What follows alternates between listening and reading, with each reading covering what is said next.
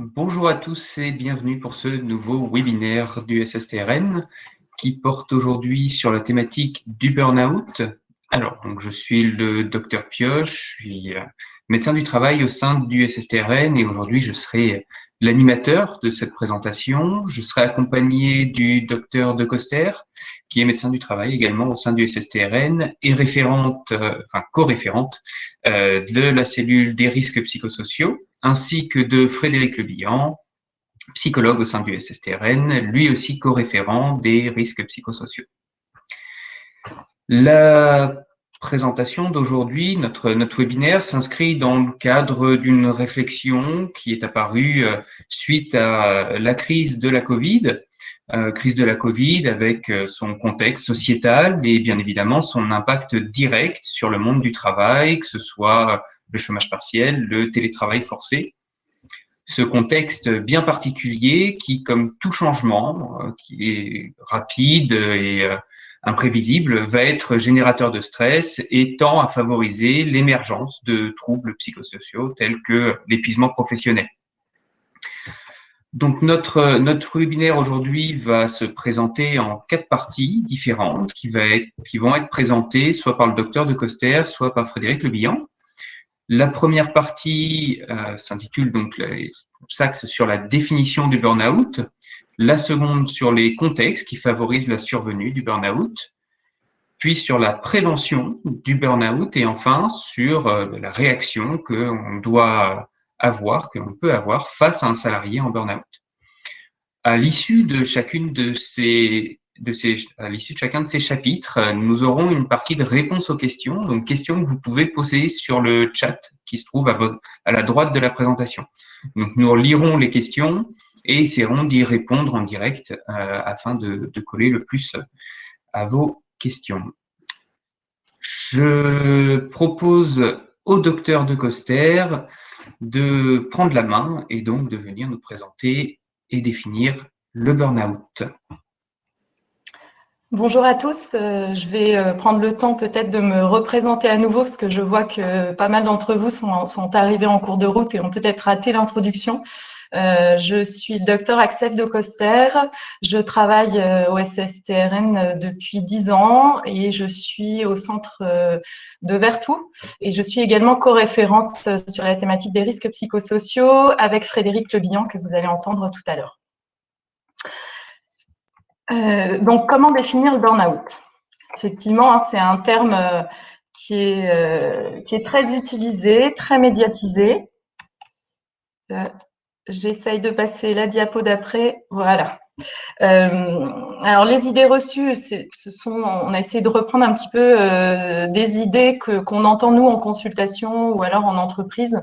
Par exemple, des personnes qui sont touchées par le burn-out qui peuvent dire que jamais ils auraient imaginé que ça leur arrive un jour, qu'ils pensaient que ça n'arrivait qu'aux autres, que ça pouvait arriver, mais qu'aux gens faibles mentalement, qui n'arrivent pas à gérer leur stress, par exemple, que c'est comme un genre de dépression. Voilà, donc pas mal d'idées reçues. On va essayer de clarifier un petit peu les choses pour que vous ayez les idées un petit peu plus claires sur cette thématique. Un bref historique. Donc, le burn-out, si on reprend un petit peu les lectures, il a toujours plus ou moins existé. Dans l'Ancien Testament, on retrouve la description de la grande fatigue du prophète Élie. Claude Veil, dans les années 50, parlait aussi de la fatigue industrielle. Les premières descriptions médicales du phénomène ont été réalisées par le psychiatre Freudenberger, qui est un psychiatre américain, dans les années 70. Ce terme était utilisé pour décrire initialement l'épuisement au travail des professionnels d'aide et du soin, qui, totalement épuisés, étaient devenus cyniques vis-à-vis des personnes qu'ils avaient en charge. Donc, on verra ce que c'est tout à l'heure que le cynisme.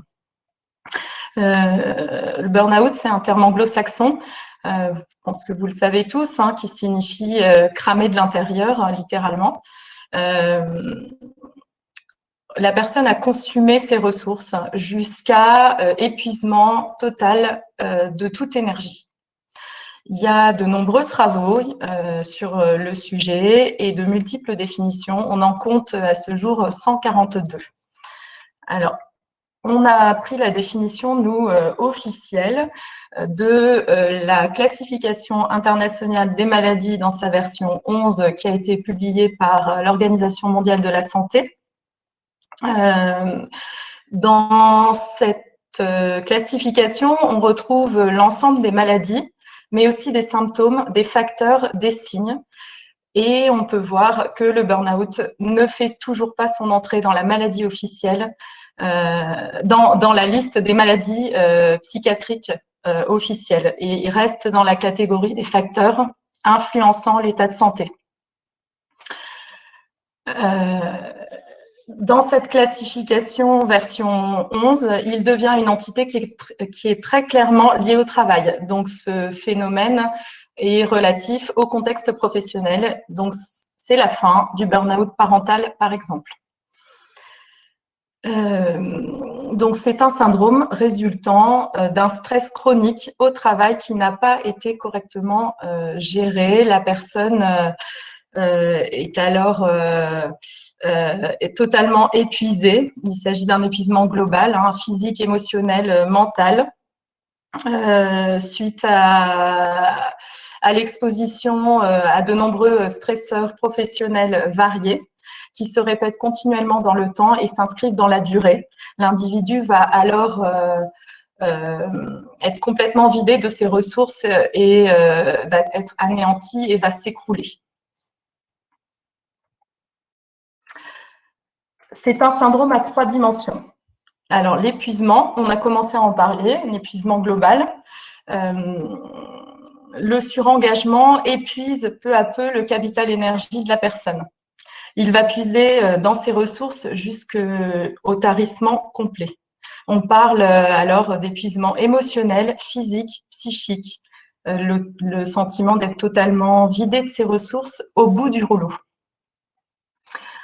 La deuxième dimension, le cynisme. Le cynisme, c'est une attitude de l'individu qui devient dur, totalement détaché de son travail et des personnes qui l'entourent dans son travail, donc des patients, des clients, des usagers, qu'il va finalement considérer comme des objets. Progressivement, il va se désengager de son travail et il va mettre de la distance vis-à-vis de son travail et vis-à-vis des personnes qui l'entourent. Ça, en fait, c'est une stratégie de défense, une stratégie protectrice pour mettre de la distance à la situation qui est juste insupportable à vivre pour la personne. La troisième dimension, c'est la réduction de l'accomplissement professionnel, voire la perte totale de l'accomplissement professionnel. La personne a essayé de lutter pendant des mois, des semaines, a essayé de lutter pour y arriver, s'est épuisée et finit par ne plus du tout y arriver et va porter un regard extrêmement négatif sur tout ce qu'il réalise. On va retrouver de la démotivation, de la dévalorisation, de la perte de confiance. Alors, la survenue des symptômes. Ce qu'il faut vraiment retenir, c'est que ces symptômes surviennent de manière extrêmement progressive. Souvent, l'entourage professionnel ou l'individu qui est touché par le burn-out va décrire des symptômes très brutaux comme j'ai pas réussi à me lever de mon lit, à sortir de mon lit, j'ai pas réussi à me rendre au travail, ou je n'arrive plus à ouvrir mon ordinateur, à envoyer des mails. Mais avant, on a tout un tas de symptômes précurseurs dont il va falloir être particulièrement attentif pour les repérer et pour agir le plus tôt possible avant justement la phase où l'allumette, on le voit, c'est la dernière allumette qui est cassée, donc la phase de rupture. Voilà. Donc là, il y a cette image-là. On retrouve souvent l'analogie à l'allumette qui commence à se consumer et donc c'est un peu la personne qui consume petit à petit ses ressources et qui finit par s'épuiser et lâcher totalement et ne plus pouvoir rien faire du tout. Voilà, donc on retrouve des symptômes qu'on peut répartir en 4 catégories. Des symptômes émotionnels, donc ça va être l'anxiété, la tristesse, l'humeur triste, la perte de plaisir, l'irritabilité. On peut aussi avoir une absence totale d'émotion, une perte d'estime de soi-même. Des troubles cognitifs, ce sont ceux qu'il va falloir essayer de repérer le plus tôt possible. Les personnes vont oublier, zapper, faire des erreurs. Et ça va être, ce sont des choses inhabituelles par rapport à l'état antérieur en fait. Donc voilà, on peut repérer ces troubles cognitifs, les troubles physiques, la variation du poids, les troubles du sommeil. Le repos ne permet pas de récupérer en fait, et la personne est extrêmement fatiguée. Les douleurs, les infections urinaires, les troubles dermatologiques, ces symptômes-là sont l'individu va les voir et va consulter. En fait, ça va être vraiment le motif de la consultation. Il va être dans le déni vis-à-vis des autres symptômes émotionnels, cognitifs et comportementaux. Par contre, les symptômes physiques vont l'inquiéter et il va aller voir son médecin traitant pour des douleurs d'épaule, des problèmes de dos, parce qu'il ne dort pas bien. Voilà. Donc là, c'est important d'essayer de repérer les autres symptômes. On retrouve aussi des symptômes comportementaux. L'individu qui n'a plus du tout d'énergie, qui se sent épuisé, ne se replie sur soi, n'a plus assez d'énergie pour aller vers les autres. Souvent, il boude les salles de pause, il ne déjeune plus avec ses collègues. Donc, faut vraiment y être attentif. Il commence à être agressif et il a des comportements addictifs. Il va augmenter sa consommation de tabac, d'alcool, de drogue. Ça, c'est un comportement, une stratégie en fait de défense pour essayer de faire face à cette situation qui est juste invivable et insupportable pour la personne.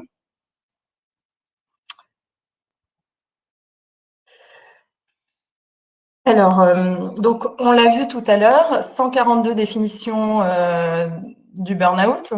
Donc effectivement, parfois, il peut être comparé, confondu avec d'autres manifestations que l'on peut retrouver sur le plan professionnel. Et donc, on souhaitait faire un petit point sur ces différentes situations et les similitudes parfois qu'on peut retrouver avec le burn-out.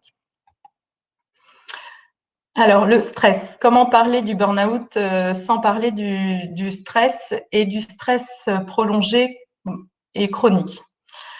Si on reprend le mécanisme du stress, qui est le modèle de Hans Selye, le stress est une réaction de l'organisme à toute situation difficile, contraignante, menaçante. C'est initialement pas un phénomène nocif. Il est même indispensable à l'organisme au même titre que la respiration, la digestion, etc. Donc, c'est un syndrome général d'adaptation pour répondre aux agressions auxquelles l'organisme est exposé. Il se base sur le principe de l'homéostasie, donc c'est le principe de l'équilibre intérieur. Donc la ligne horizontale, en fait, c'est le retour à l'équilibre intérieur. C'est voilà, l'état d'équilibre. Quand une personne est exposée à un stresseur, l'organisme réagit pour y faire face. C'est la phase d'alerte. Il déclenche alors des réactions physiologiques avec libération hormonale, augmentation de la fréquence cardiaque, de la fréquence respiratoire, du niveau de vigilance, de la tension artérielle, de la température corporelle, tout ça pour préparer l'organisme à réagir à la menace, attaquer ou fuir. Ça, c'est animal, en fait. Ensuite, une fois la phase d'alerte passée, il y a une phase de récupération pour que, justement, l'individu puisse retrouver son état d'équilibre. On est tous confrontés quotidiennement à différents stresseurs qui viennent mettre notre organisme en alerte.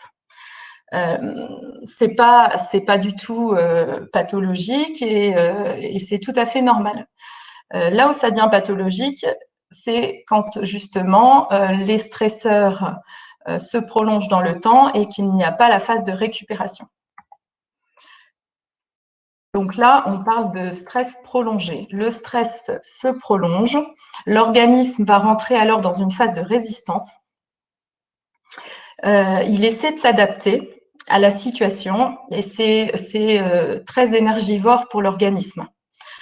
À un moment donné, il va arriver au bout des mécanismes de récupération et s'ensuit une phase d'épuisement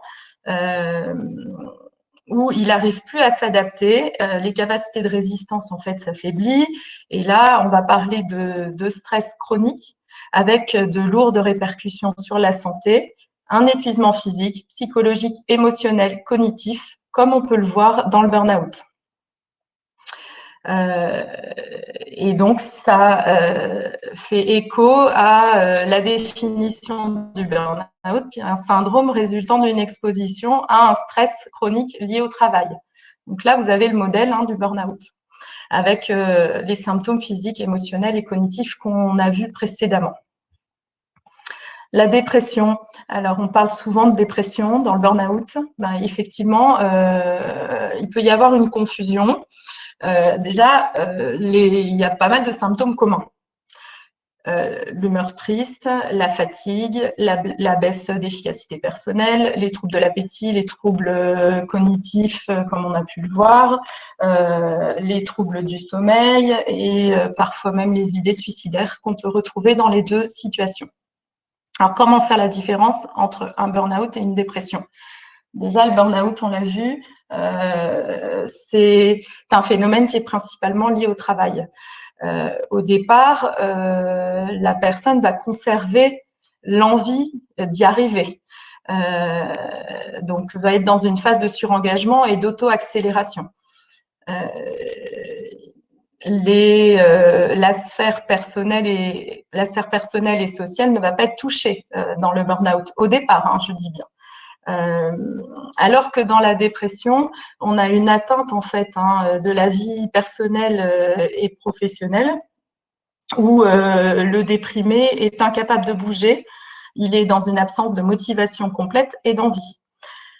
Voilà, alors que dans le burn-out, l'individu va rester extrêmement productif au départ. Après, effectivement, quand le burn-out s'installe, il va y avoir, s'il n'y a pas une prise en charge adaptée, une atteinte également de la sphère personnelle et sociale, et ça peut s'aggraver en dépression. Donc, il faut y être attentif. Donc, le burn-out est ou n'est pas. Donc,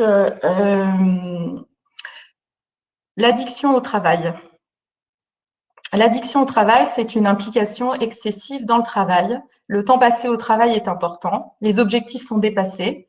La sphère professionnelle a une très grande importance pour la personne, au détriment de sa sphère privée. Ça peut évoluer vers un burn-out si il y a épuisement des ressources de la personne par exposition à des facteurs de risque psychosociaux. Frédéric développera ça tout à l'heure.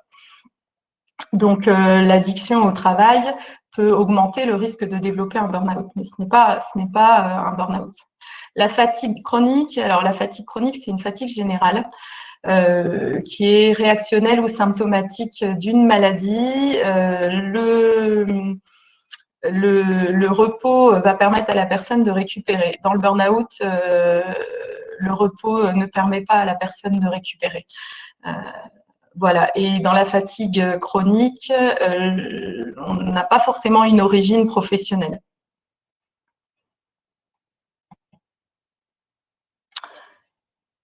Voilà, vient le temps des questions.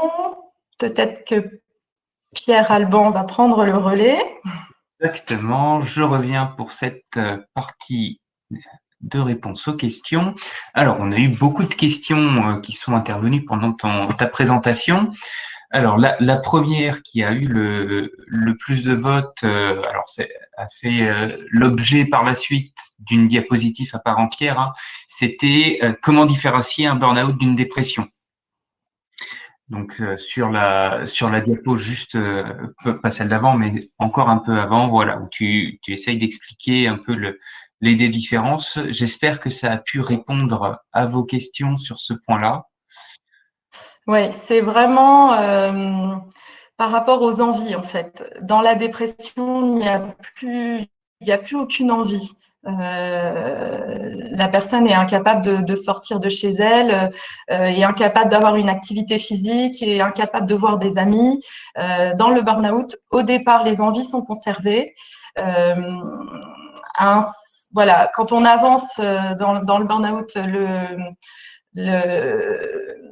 la personne peut être incapable de s'accomplir professionnellement, de réaliser son travail, mais va être en capacité de poursuivre son activité physique, de continuer à avoir des amis. Donc voilà, c'est un petit peu la différence. Et d'ailleurs, ça parfois, moi j'entends, elle est en arrêt de travail, mais je l'ai vue faire du sport. Oui, effectivement, dans le burn-out, c'est possible de conserver en phase initiale, hein, je dis bien, hein, parce qu'après, après, ce n'est plus le cas, mais en phase initiale, justement, c'est une stratégie de défense aussi de maintenir son activité physique, voilà, ce qui n'est pas possible dans la dépression, pour laquelle il y a une atteinte de la vie de toutes les sphères en fait, hein, cognitive, personnelle, professionnelle. Merci pour cette réponse. Alors, je vais passer la réponse, la question juste après, qui sera sans doute évoquée par la suite dans notre webinaire pour aller sur la prochaine. Le cynisme est-il une étape obligatoire ou peut-il ne pas être présent ou remplacé par un autre mécanisme de défense? Alors, il n'y a pas. C'est vrai que moi, là, je vous ai donné les 3 dimensions, les différents symptômes possibles. Après, il n'y a pas forcément de burn-out pur. Il y a d'autres stratégies de défense. Alors, ça peut être la prise de toxiques, l'activité physique, la relaxation, la méditation. Avoir un cadre extrêmement rigide. Voilà, on retrouve pas forcément tout le temps les 3 dimensions, hein. Ce qu'il faut, c'est avoir une évaluation en fait complète de la situation, de la personne, des symptômes, pour tendre vers le diagnostic. Mais en médecine, il y a jamais en fait de symptômes purs, de maladies pures, mais comme on ne peut pas parler de maladie pour le burn-out pour l'instant, je préfère parler de symptômes. Très bien. Alors, je vais prendre une dernière question. Alors, sur la reconnaissance des symptômes, comment faire pour l'aider? Ce sera la dernière partie de notre webinaire, donc je vais passer la question pour le moment. On la reprendra sans doute vers la fin.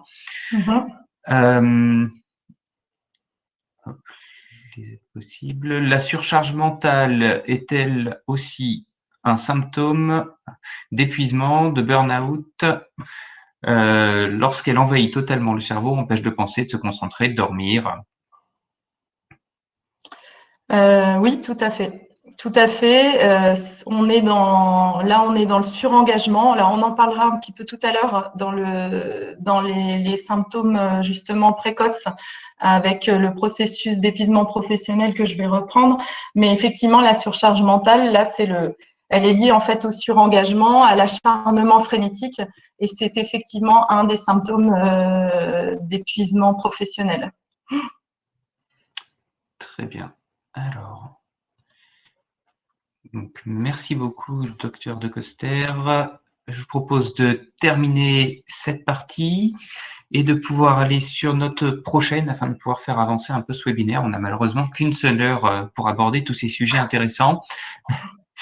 Donc, je propose voilà, à Monsieur Le Bihan de venir nous rejoindre pour évoquer les contextes qui favorisent la survenue du burn-out.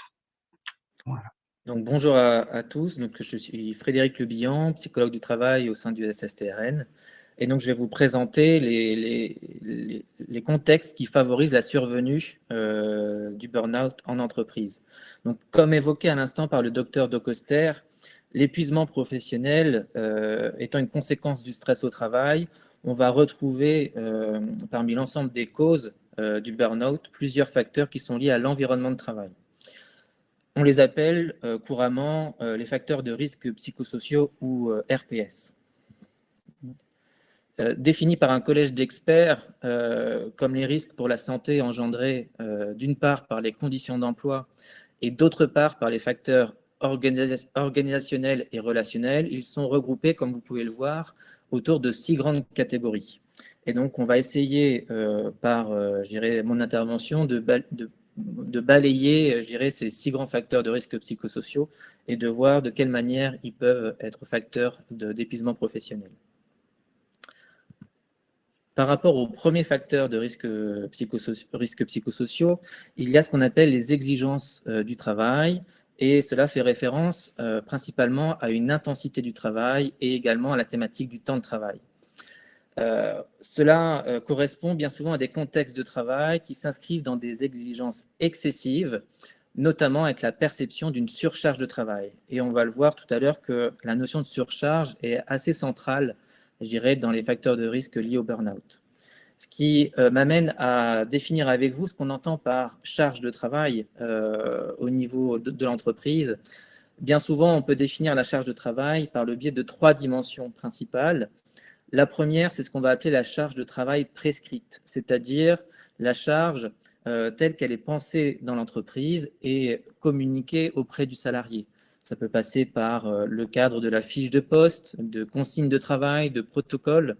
Donc, ce sont l'ensemble, je dirais, des dimensions qui vont définir la charge de travail pour le salarié. D'une autre dimension, on va retrouver ce qu'on appelle la charge de travail réelle, qui, elle, prend en compte l'ensemble des aléas d'une journée de travail qui ne peuvent pas être maîtrisés par la prescription. Donc, ça peut être le cas par rapport à un collègue absent, une machine qui tombe en panne, une demande de client qui arrive dans l'urgence. Et donc, ça va se traduire pour le salarié à ce qu'il n'a pas pu faire, ce qu'il a fait ou ce qu'il n'a pas réussi à faire. Et donc, par rapport à la charge de travail prescrite, la charge de travail réelle va correspondre à ce que le salarié a pu faire réellement dans sa journée de travail. Et il y a également une troisième dimension qui fait référence à la charge de travail subjective, qui, elle, va plutôt correspondre à ce que je pense et ce que je ressens par rapport à cette surcharge de travail. Et donc, elle va plutôt faire référence au vécu du salarié vis-à-vis de sa charge de travail. Ce que cela me fait, et donc là, il y a un lien direct avec les valeurs de travail. Et donc, on voit effectivement que la charge de travail fait référence à la prescription et à l'adéquation entre les objectifs de travail et les moyens qui sont alloués pour le salarié. Et donc, cela va nécessiter bien souvent un espace de discussion entre le manager et le salarié pour pouvoir discuter et mettre en évidence cette adéquation entre les objectifs et les moyens qui sont définis auprès du collaborateur.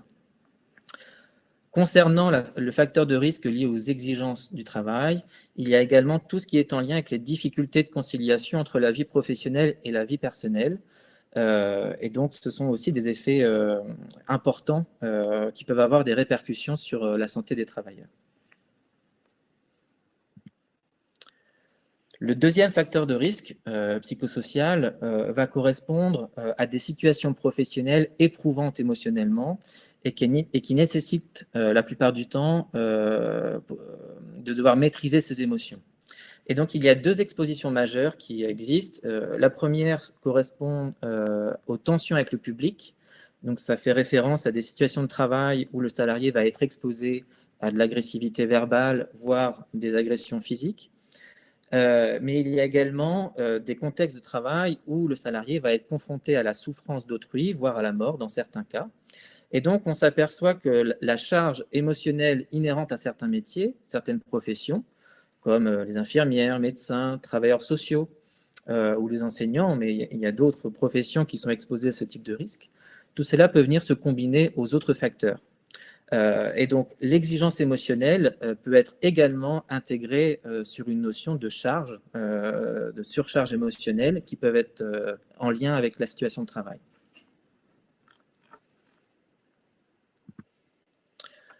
Le troisième facteur de risque, quant à lui, fait référence à la notion d'autonomie. Et donc, on s'aperçoit que les faibles marges de manœuvre et la sous-utilisation de compétences sont effectivement des facteurs de risque psychosociaux. Couramment, on peut définir l'autonomie par rapport à différentes dimensions. D'une part, c'est le fait de pouvoir être acteur de son travail, de pouvoir choisir la manière de travailler, la façon de travailler, de pouvoir être dans une prise d'initiative et donc d'avoir cette capacité à prendre des décisions vis-à-vis de son travail, la possibilité d'interrompre momentanément son travail, donc d'avoir des marges de manœuvre temporelles vis-à-vis de son activité, et enfin le fait de pouvoir développer et d'utiliser des compétences professionnelles. Et donc on s'aperçoit que vis-à-vis de l'autonomie, cela se travaille au sein d'un cadre échangé et partagé entre collègues et managers, au risque de tomber dans une forme d'autonomie paradoxale dans laquelle le salarié n'aurait plus de repères, ni de sa hiérarchie, ni de la part de ses collègues. Et donc, on s'aperçoit que l'autonomie, ce n'est pas se débrouiller tout seul, ce n'est pas non plus donner des objectifs flous. Et ça fait référence à la situation actuelle par rapport à la crise sanitaire où le télétravail pour bon nombre de salariés a pu effectivement générer une perte de repères professionnels et donc affecter l'autonomie de certains professionnels, certains salariés. Ou à l'inverse, ce télétravail, cette adaptation rapide et cette nouvelle modalité de travail au travers du télétravail a pu renforcer parfois le sentiment de contrôle de la part de certains salariés vis-à-vis de leur manager, avec cette perception d'une réduction des marges de manœuvre qui existait au préalable. Donc effectivement, on voit que la crise sanitaire actuelle est venue, sur certains aspects, renforcer certains facteurs de risque qui pouvaient déjà exister au sein de certaines entreprises, ou alors qui a pu faire émerger de nouveaux risques en lien avec la crise sanitaire. Le quatrième facteur de risque correspond quant à lui à ce qu'on appelle la dégradation des rapports sociaux, et notamment la diminution du soutien social. On s'aperçoit que le soutien des pairs, donc des collègues, des collaborateurs, et le soutien de la hiérarchie sont communément des éléments protecteurs de la santé au travail. Et donc, on peut observer que dans plusieurs situations d'épuisement professionnel, ces épuisements professionnels s'observent avec une bascule qui s'est opérée dans l'ambiance de travail, dans l'ambiance entre les collègues et l'entraide qui pouvait exister entre collègues de travail ou en lien avec la hiérarchie. Et donc là où je trouvais un équilibre, parce que j'avais le soutien de mes collègues, le soutien de ma hiérarchie, cette bascule fait que je n'ai plus cette ressource me permettant de faire face à certaines situations professionnelles. Donc on voit bien que la variable soutien social, les rapports sociaux entre collègues, est un facteur protecteur majeur de la santé au travail dans les entreprises. Concernant les rapports sociaux et les collectifs dégradés, il y a également ce qu'on appelle le manque de reconnaissance des efforts déployés par les salariés et la qualité de travail qui peut renforcer cette dégradation. Donc la notion de reconnaissance également est un élément central dans cette variable liée au soutien social. Concernant le cinquième facteur de risque, celui-ci correspond à ce qu'on appelle les conflits de valeurs. Les conflits de valeurs, cela fait référence au sens de mon travail et aux liens éthiques et déontologiques que je vais entretenir avec lui. Et on s'aperçoit que les évolutions de certaines organisations du travail conduisent certains salariés à ne plus se reconnaître et à se désengager de leur travail. Donc là, c'est dans le cas où, par rapport à, je dirais, aux liens et aux valeurs que j'entretiens avec mon poste et les évolutions de mon organisation du travail, certaines manières de réagir vont aller dans le sens du désengagement.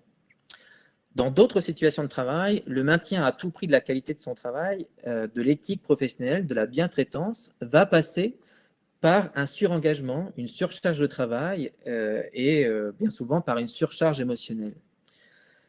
Et donc, c'est pourquoi l'exposition au risque de burn-out peut concerner les professions d'aide, de soins, de l'enseignement, donc les exemples que j'ai pu citer tout à l'heure, toutes les professions où la relation à l'autre va plutôt être centrée sur l'activité et constitue parfois un enjeu vital pour les bénéficiaires. On s'aperçoit que ce soit les usagers, les patients, les clients, ce lien, cette proximité-là est essentielle dans l'activité.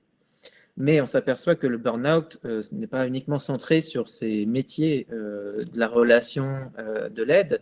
Je dirais, tout secteur d'activité peuvent être susceptibles de mobiliser et d'engager les professionnels sur le plan des valeurs. Donc, ce n'est pas réservé à certains types de métiers. Mais on s'aperçoit qu'il y a certains secteurs d'activité où la notion de valeur professionnelle va être beaucoup plus, je dirais, prégnant pour expliquer l'émergence d'un risque lié à un épuisement professionnel. Et enfin, le dernier facteur de risque correspond à l'insécurité socio-économique. Et donc là, c'est un facteur qui va plutôt être lié à la peur de perdre son emploi, au retard dans les versements de salaire, mais également parfois le risque de devoir faire face à des changements non maîtrisés de la situation de travail.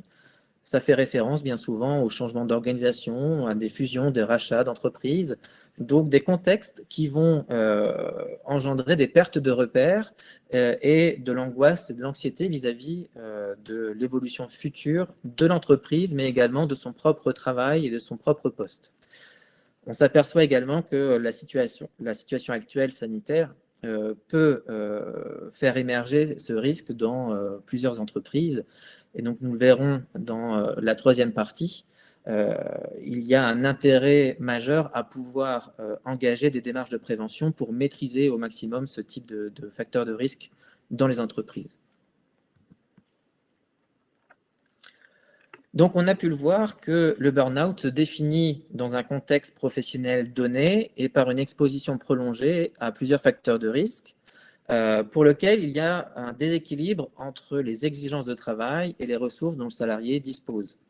Et donc, cette exposition prolongée à des facteurs de risque peut engendrer une escalade de l'engagement du salarié dans une forme de cercle vicieux qui va à un moment donné impacter sa santé. Et donc, on le voit au travers d'une étude de 2016 de Didier Truchot, psychologue, qui a pu mettre en évidence les principaux facteurs de risque les plus impactés, je dirais les plus prégnants dans les situations de burn-out. Et donc, on va y retrouver en premier lieu la charge de travail comme risque majeur, mais également beaucoup de dimensions font référence au manque de soutien social. Et donc, on va être sur principalement ces facteurs de risque sur lesquels on va essayer d'agir en prévention pour faire en sorte que ça ait le moins d'impact possible au niveau des salariés. Et donc, nous verrons dans la suite les démarches qu'une entreprise peut mener pour essayer de prévenir ces facteurs de risque.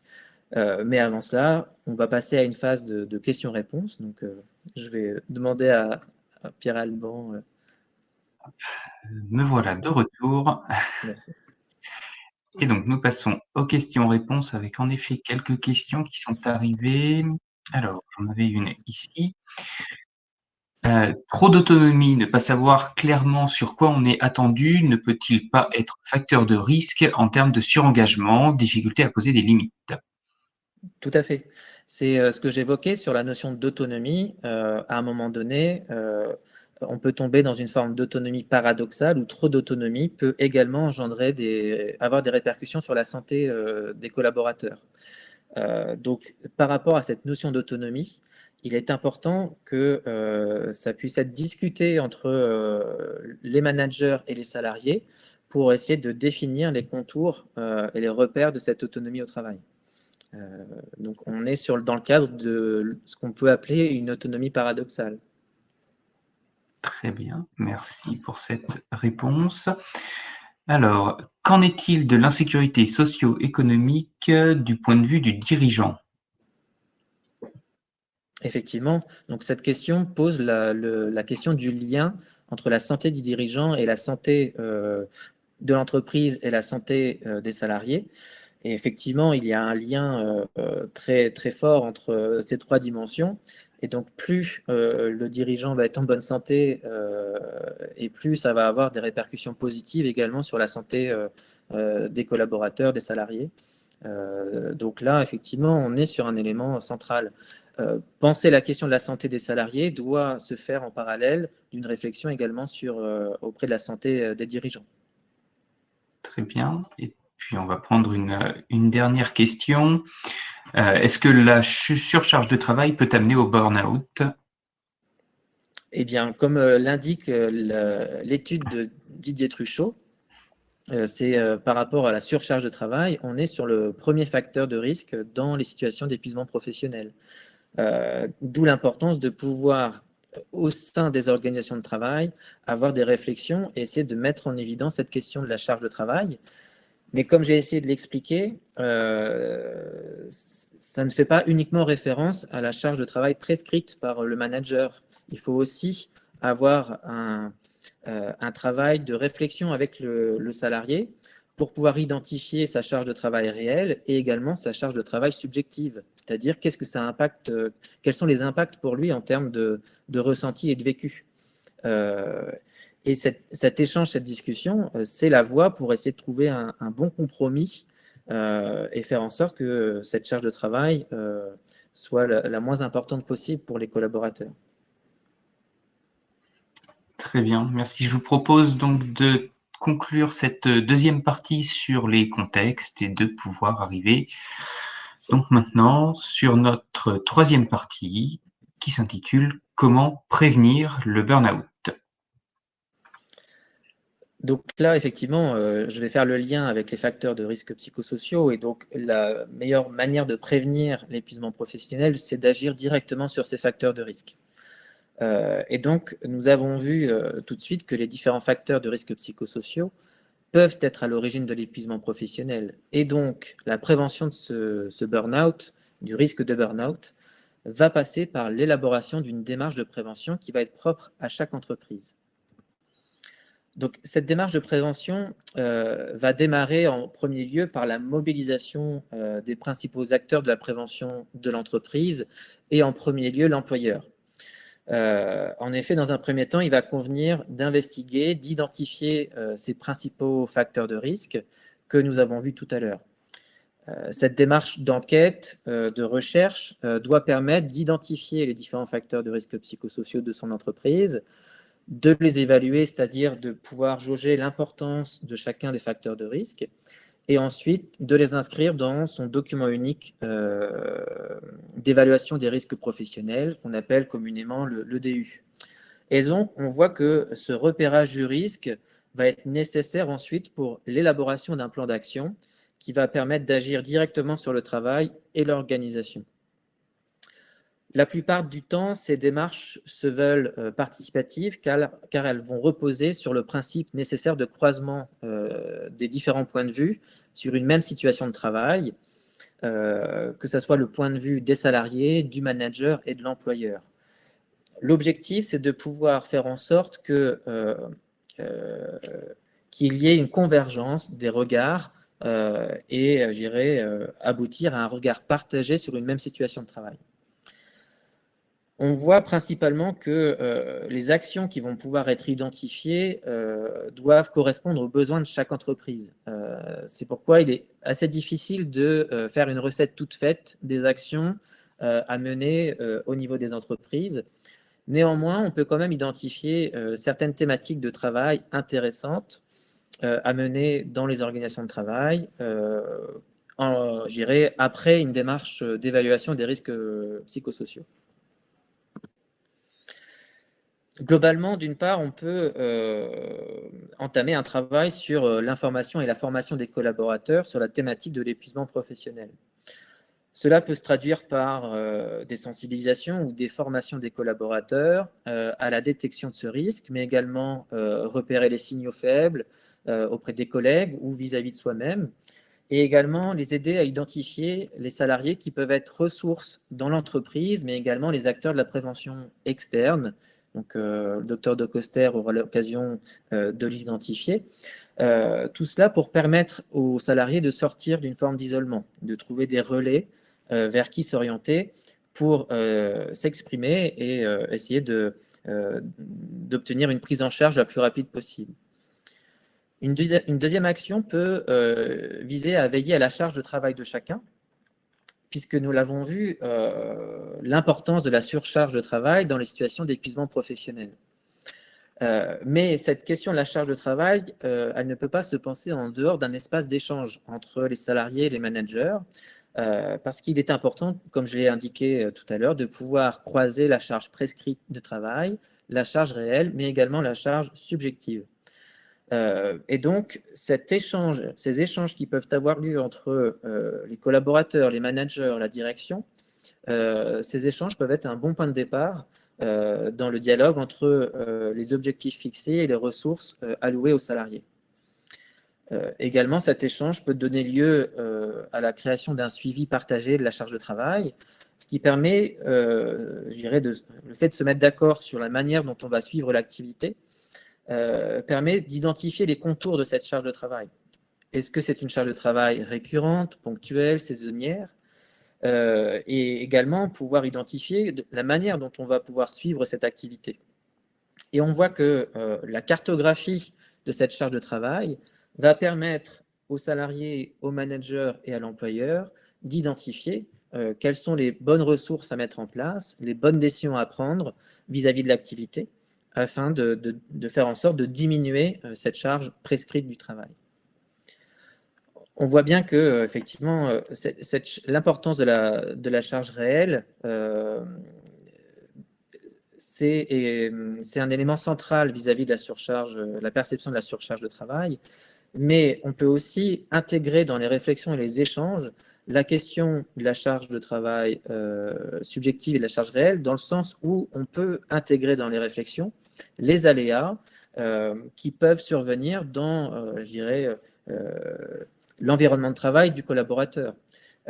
Et donc, tout ça permettant de pouvoir comptabiliser pour le salarié ce qu'il peut faire réellement ou pas en capacité de faire, et de pouvoir le mettre en visibilité auprès du manager. Et enfin, c'est parce que notre contexte actuel lié à la crise sanitaire nous expose davantage aux nouvelles technologies d'information et de communication. La preuve en est aujourd'hui, on s'exprime au travers d'un webinaire, mais vous avez les outils comme Teams, Zoom, WhatsApp, l'utilisation des mails. On peut voir qu'il peut être intéressant d'apporter un cadre dans l'utilisation de ces nouveaux outils, de pouvoir discuter et de penser le droit à la déconnexion de l'entreprise, afin également de pouvoir intégrer une réflexion sur le maintien de l'équilibre entre la vie professionnelle et la vie personnelle. Donc là, effectivement, on peut être sur une piste liée à des actions centrées sur la charge de travail. On a également vu qu'il y avait cette notion de soutien social qui était importante, et cela peut se traduire par la qualité des relations interpersonnelles entre les collègues, avec la hiérarchie, la question de la disponibilité de la hiérarchie et de leurs compétences. Et également, on l'a vu, la notion de reconnaissance au travail est également centrale dans cette notion de soutien social. Des actions qui peuvent être menées en lien avec le soutien social, c'est l'existence d'espaces de discussion et de régulation pour les salariés. Et on va le voir, c'est d'autant plus le cas lorsque le poste de travail va être soumis à des exigences émotionnelles fortes. Donc ça peut se traduire au travers de temps de réunion, de temps de briefing du matin, du soir, de temps de régulation. Donc tous les espaces, je dirais, de discussion et d'échange sur le travail vont être propices à pouvoir apporter un soutien social aux collaborateurs.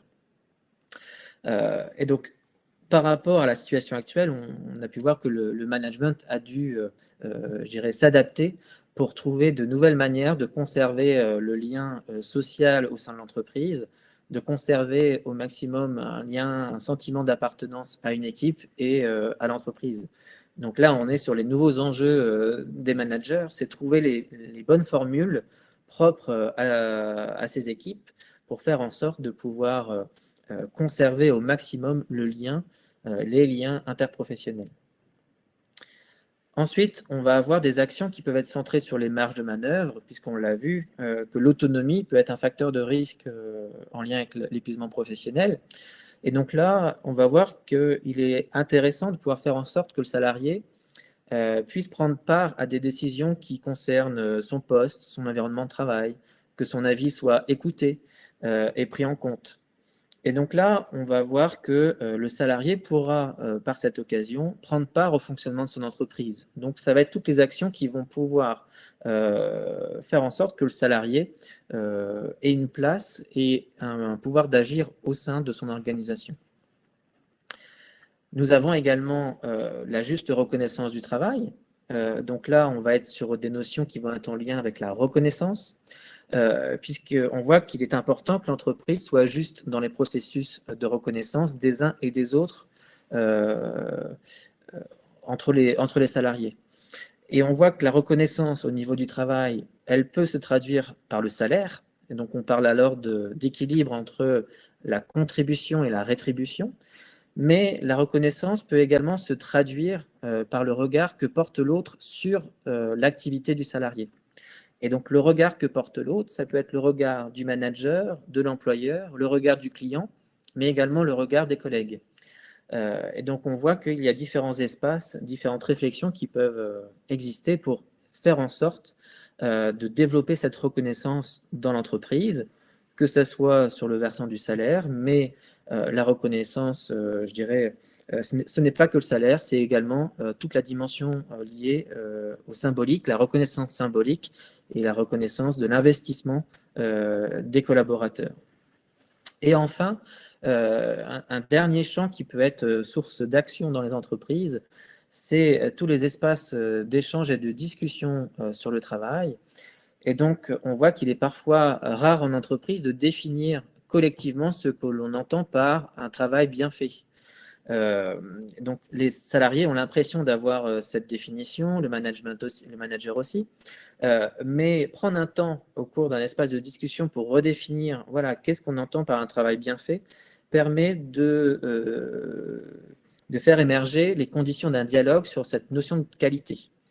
Et on voit que ces échanges sur le travail de qualité permet également d'identifier les dysfonctionnements qui existent au sein de l'entreprise, au sein d'une équipe, et de trouver des solutions pour les résoudre. Donc là, on voit que par rapport à ces espaces d'échange sur le travail, on est sur des actions qui peuvent être qui peuvent avoir des effets très positifs sur la santé des collaborateurs dans l'entreprise. En parallèle de cette démarche de prévention, effectivement, on peut également mettre en place des indicateurs de suivi, ce qu'on appelle des indicateurs collectifs du travail, qui peuvent revêtir deux dimensions. Vous avez ce qu'on appelle les indicateurs qui sont liés au fonctionnement de l'entreprise. Donc, vous avez une multitude d'indicateurs que vous pouvez obtenir au niveau du service RH, par exemple, mais également des indicateurs qui vont plutôt être liés à la santé des salariés. Et donc, il peut être tout à fait mis en place un suivi de certains indicateurs pour essayer d'identifier des dysfonctionnements et l'émergence de certains facteurs de risque psychosociaux, en tout cas certaines manifestations des RPS au sein d'un service ou au sein d'une entreprise. En outre, par rapport à ces indicateurs collectifs, on verra qu'il y a aussi des indicateurs plus individuels, mais pour cela, je laisserai le docteur De Coster vous les présenter dans la dernière partie de ce webinaire. Mais avant cela, on va passer peut-être à une partie questions-réponses, même assez courte parce que le temps file. Le temps file en effet. Alors, j'ai une question. Est-ce que faire des questionnaires anonymes peuvent être une aide pour repérer les signes de burn-out? Alors, le questionnaire en soi peut être une première étape dans une démarche de prévention, plutôt dans une phase qu'on va appeler de prédiagnostic. Donc, ça va permettre de voir que potentiellement, il y a une thématique liée à l'épuisement professionnel. Et la limite du questionnaire, c'est qu'il ne va pas permettre d'aller investiguer ce qui se passe dans le travail. Sur quel facteur de risque il peut y avoir des éléments à travailler collectivement dans l'entreprise. Donc, le questionnaire peut être une première étape, mais il peut être intéressant de coupler le questionnaire avec une démarche participative auprès des salariés pour les intégrer dans la réflexion. Et puis donc peut-être une deuxième, comment peut-on contrôler la charge de travail? Alors là, effectivement, c'est tout le propos que j'évoquais sur la question de la charge de travail. Elle se co-construit également avec les collaborateurs. Vous avez le manager qui peut apporter des tableaux de suivi, mais il faut que ces tableaux de suivi, ces indicateurs d'activité puissent correspondre à l'activité réelle des salariés et donc puissent avoir un sens aussi pour les collaborateurs. Donc, ce suivi de la charge de travail, elle doit pouvoir être discutée et partagée au maximum avec les collaborateurs et voir ce qui peut être pertinent d'analyser en termes de critères. Très bien. Merci beaucoup pour ces réponses. Je vous propose d'aller assez rapidement, de conclure notre troisième partie ici, afin de pouvoir aborder la dernière partie, donc avec le docteur De Coster, comment réagir face à un salarié en burn-out, qui reprendra, je pense, beaucoup des questions qui ont été posées jusqu'à présent. Docteur De Coster, je vous laisse la parole.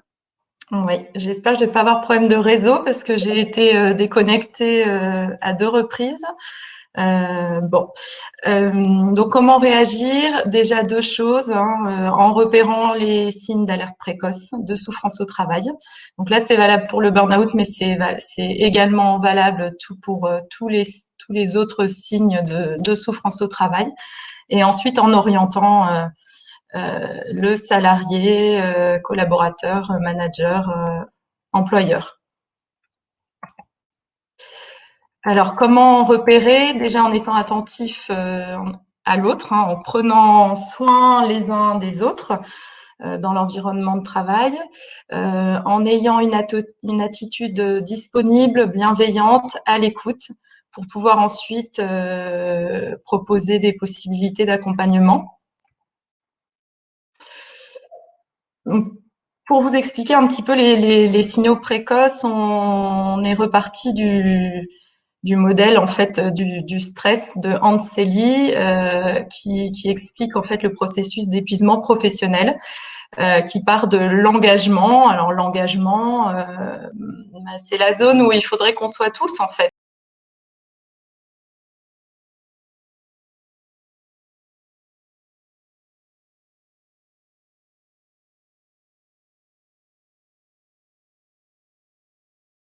Alors, je pense que nous avons perdu le docteur De Coster, sans doute lié à la météo du jour, en espérant qu'elle puisse nous rejoindre rapidement. Ouais, je suis là. De retour. Je suis là, j'ai un problème de réseau, la pluie est diluvienne à Vertou et bon, on va essayer de continuer. Je vous prie de m'excuser. Donc la phase d'engagement, c'est la phase où en fait il faudrait qu'on soit tous. On est efficace, on est dans le plaisir, on est dans le bien-être. Après, il y a la phase de surengagement. On est toujours dans le plaisir, mais arrivent quelques signaux d'anxiété avec des mécanismes de récupération qui commencent à être mis à contribution. La phase de résistance, d'acharnement frénétique, où là, l'anxiété va être majeure. On n'est plus du tout dans le plaisir et les mécanismes de récupération sont fortement sollicités. La sphère professionnelle envahit la sphère privée et la sphère sociale.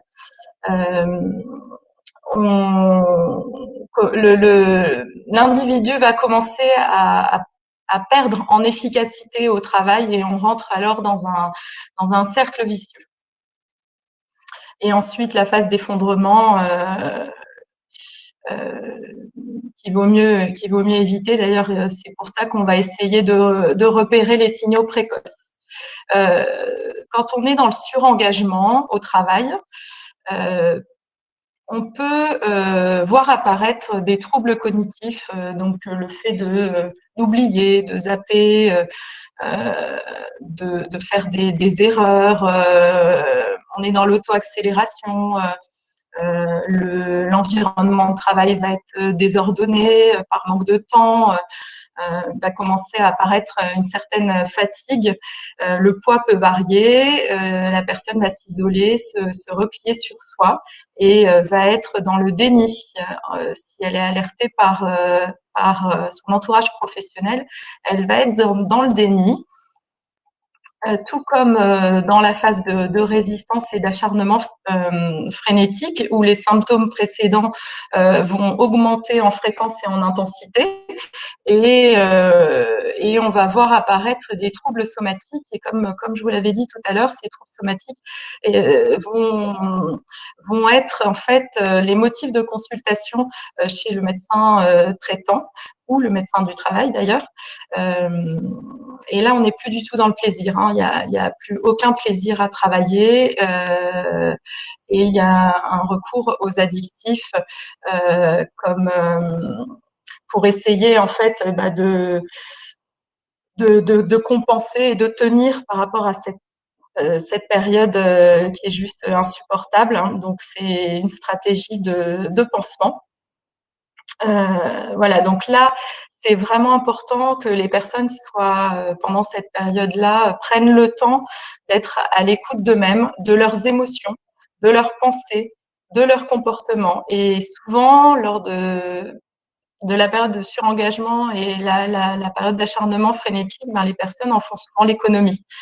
Donc, voilà, il peut y avoir un autodiagnostic qui peut être fait par la personne, ou sinon une alerte par l'entourage professionnel qui devra prendre le temps dans un endroit au calme pour parler de la situation et pour alerter l'individu le plus précocement possible pour une prise en charge précoce. Les relais, donc les relais, bien sûr le médecin du travail.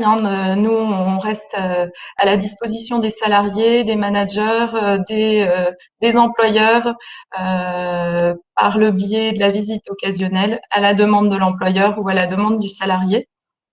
Le médecin du travail pourra orienter le salarié auprès de son médecin traitant ou d'un psychologue. Un psychologue du SSTRN ou un psychologue libéral ou sinon donner les coordonnées de cellules d'écoute psychologique externes. Alors par exemple pour les employeurs, pour les dirigeants, il y a le dispositif APESA qui existe. Parfois, il peut y avoir aussi des cellules psychologiques internes à l'entreprise. L'infirmier d'entreprise peut être aussi un relais ou le service RH. Les différentes phases de la reconstruction professionnelle. Alors, forcément, le burn-out, qui est un syndrome résultant de l'exposition à un stress chronique lié au travail, dans un premier temps, il faut mettre le salarié en retrait de son travail. C'est obligatoire. Faut savoir que le temps moyen d'arrêt de travail suite à un burn-out, c'est plus d'1 an. Donc, la durée est vraiment extrêmement importante. Donc là, c'est le temps du retrait du travail. Cette diapositive, on l'a faite grâce à un document de BNRS. Ensuite, il y a le temps du restockage de la convalescence, c'est le temps du repos, où là, le salarié, l'individu, va poursuivre la psychothérapie et commencer à faire ses réserves d'énergie qui vont lui permettre ensuite d'accéder au temps du penser et de la réflexion.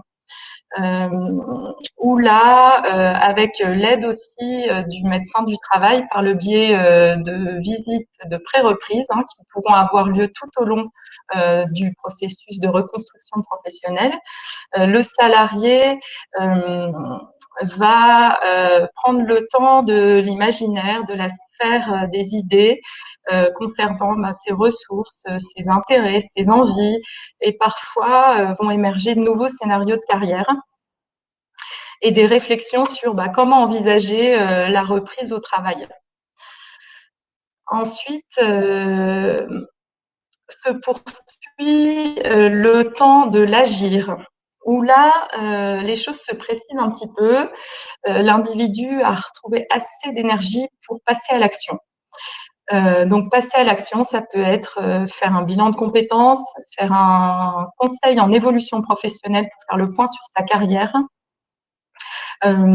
réfléchir avec le service RH, l'employeur, le médecin du travail,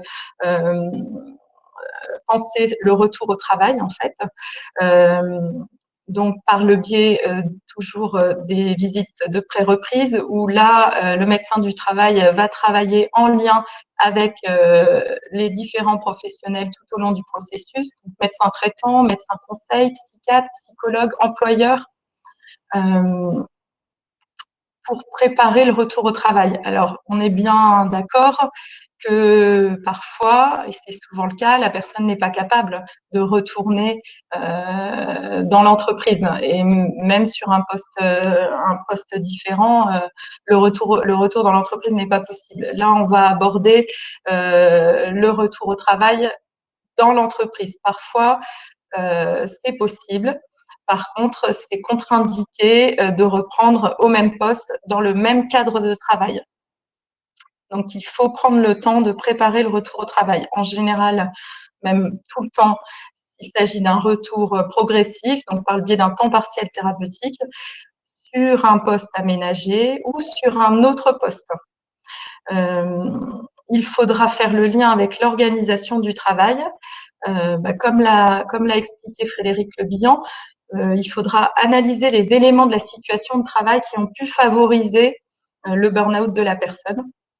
Il faudra identifier les facteurs de risque psychosociaux et les prévenir. Et ces actions vont être bénéfiques également pour le collectif de travail. Donc, il est aussi important de soigner l'individu que de soigner l'organisation du travail. Une fois que la personne a repris, vient le temps du suivi. Et ça, il ne faut pas en faire l'économie. Le médecin du travail, par le biais de consultations de suivi ou d'entretiens téléphoniques avec le salarié ou par le biais d'observations de poste, pourra vérifier en fait que la reprise se passe dans les meilleures conditions possibles. Il faudra également faire des points réguliers avec l'encadrement. Voilà. Donc cette phase de la reconstruction, elle est longue. Beaucoup de professionnels vont travailler en fait autour du salarié pour que la reprise le retour au travail se passe du mieux possible. Donc c'est vraiment très très important qu'on travaille tous à ce moment-là en collaboration et qu'on prenne le temps tous d'échanger sur la situation et le dossier du salarié. Voilà, donc à ce moment-là, faut vraiment pas hésiter, que vous soyez salarié ou employeur, à faire appel au médecin du travail ou à l'équipe santé travail. Et je pense qu'on arrive au temps des questions.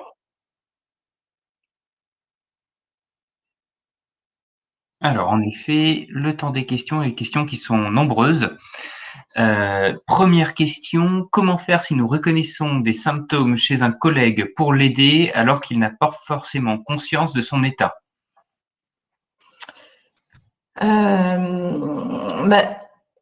Effectivement, on en a un petit peu parlé. Déjà, se mettre au calme avec le salarié, avec des questions ouvertes, être à l'écoute, faire preuve d'empathie avec ce salarié-là. S'il est vraiment dans le déni, vous pouvez appeler le médecin du travail, déjà échanger avec le médecin du travail sur la situation de ce salarié et demander une visite occasionnelle à votre demande en fait. Hein, si vous êtes employeur, ou si vous êtes collègue de ce salarié-là, en parler au service RH, en parler à l'employeur qui fera la demande de visite occasionnelle auprès du médecin du travail. C'est tout à fait possible. Après, le médecin évaluera la situation du salarié. Mais c'est vraiment important d'alerter, même si la personne est dans le déni, parce que vous l'avez vu dans les différentes phases, dans le surengagement, dans l'acharnement frénétique, l'individu reste dans le déni. Donc il faut alerter. Très bien. J'ai une autre question. Alors, je l'avais sélectionné. Que faut-il faire quand on répond en tout point aux symptômes du burn-out et que le médecin traitant ne le voit pas? Allez voir votre médecin du travail.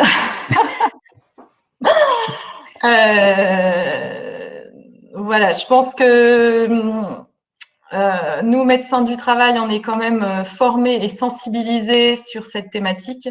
Voilà, allez voir le médecin du travail, exprimez-lui vos difficultés, il évaluera votre situation et si effectivement le burn-out se confirme et que ça devra passer par le temps du retrait, il fera le lien, le médecin du travail va faire le lien avec le médecin traitant et pourra demander tout à fait un arrêt de travail et une prise en charge adaptée. Et il pourra également, le médecin du travail pourra vous orienter auprès d'un psychologue. Très bien. Alors, j'ai une question qui reprenait un peu la première question à laquelle on a répondu, qui était: peut-on, en tant que simple salarié ou collègue, alerter la médecine du travail pour un collègue pour qu'elle le convoque à un rendez-vous?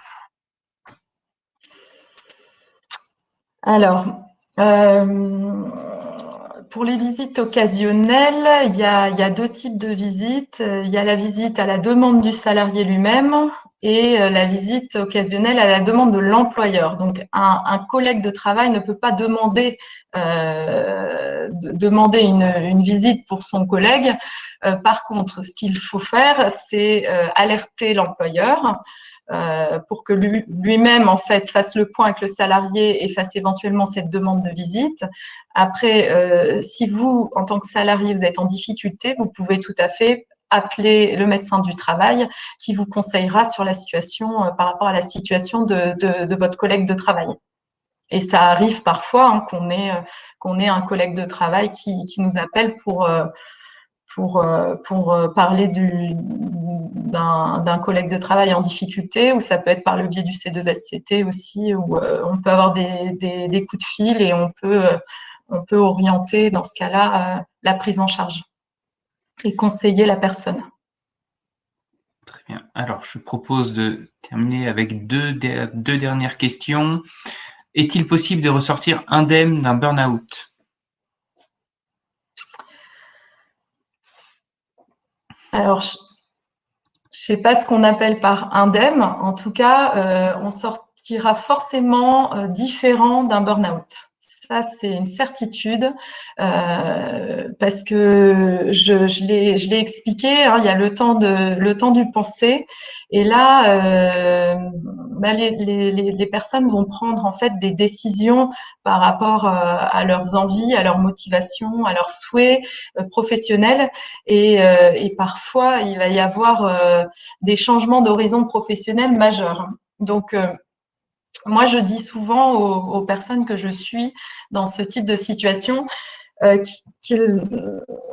qu'il faudra en fait que plus tard, ils verront que finalement cette situation va leur ouvrir des portes, parce qu'il va y avoir vraiment des prises de conscience et des changements, des prises de décision prises par l'individu.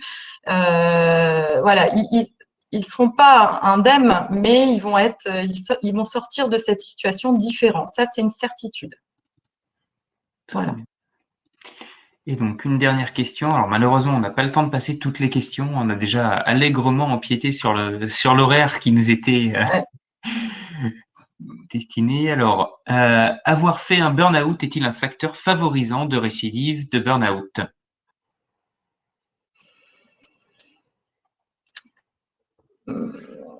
Moi, je pense, alors, je n'ai pas de données par rapport à ça. Je pense que juste après un travail d'accompagnement psychologique, on l'a vu, la durée de l'arrêt de travail est souvent en moyenne de plus d'1 an. Donc la personne en sort en fait grandie et va connaître un peu les signaux précoces. Et moi, je leur dis souvent, mettez une petite caméra au-dessus de votre tête pour être à l'écoute en fait de vos émotions, de vos pensées, de votre comportement, pour justement vous alerter le plus précocement possible avant de replonger en fait dans l'épuisement, dans la phase d'épuisement professionnel. Je pense quand même que le fait d'avoir connu, d'avoir vécu cette situation-là, va les protéger pour l'avenir. Après, c'est pas du 100%, mais voilà. Très bien. Bon, bah, écoutez, merci à tous pour votre participation et pour votre attention durant ce webinaire. Puis, je vous souhaite une bonne journée et je vous donne rendez-vous pour notre prochain webinaire du SSTRN. Merci, au revoir. Merci à vous.